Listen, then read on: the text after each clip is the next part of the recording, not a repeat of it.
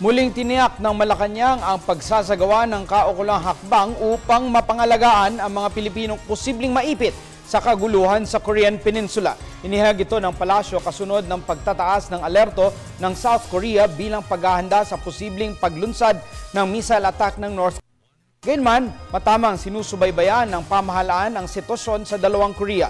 Si Rocky Ignacio nag-uulat live mula sa Malacanang.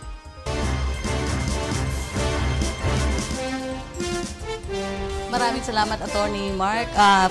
Patuloy ngang nakatutok ang pamahalaan ng Pilipinas sa kaganapan dito sa Korean Peninsula. Samantala, sinabi naman ng Malacanang na tiwala sila sa ginagawang hakbang ng South Korea para makaligtas o makaiwas banta ang mga Pilipino na andon sa South Korea.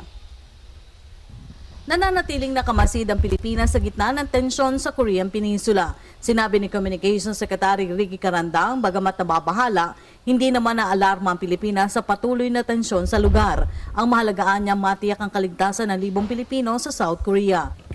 Well, we are certainly disturbed by the provocative actions being taken by North Korea. But of course, our number one priority is to make sure that the Filipinos, who might number as much as 40,000, not mistaken, that we're doing what we can to keep them out of harm's way.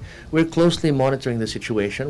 Dagdag pa nito na walang malaking papel ang Pilipinas sa usapin, pero nananatiling suportado nito ang mga kaalyadong bansa katulad ng Amerika, Japan, South Korea, pati na rin ang China. Kabilang kasi ang Pilipinas na nagsusulong ng six-party talks upang maresolba ang tensyon sa Korean Peninsula, kasamang Amerika, Japan, China, Russia, South at North Korea. And as you know, there are multi-state discussions about how to resolve the situation with North Korea. So we're following that very closely.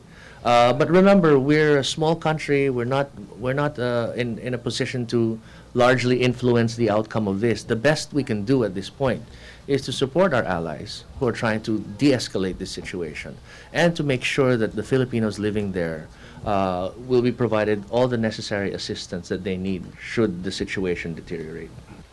Sinabi ito ni Karap ng pagpapalikas ng North Korea sa mga foreign nationals sa South Korea para huwag umano madamay sa gagawing aksyon. Kinikilala kasi ng Pilipinas ang kakayahan ng South Korea na i-assess ang sitwasyon kung kailangan ng pagdikas. No one has taken the action that the North Korean advisor has said. There are thousands of expatriates, not just Filipinos, in South Korea, and not a single government has encouraged their citizens to leave at this point. We will defer at this point to the judgment of the South Korean government, and we have not received any advice from them to do the same.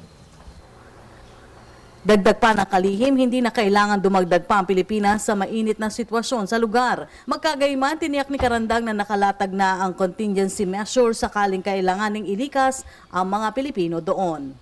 We're simply taking the same sort of actions that countries that have citizens in South Korea are taking.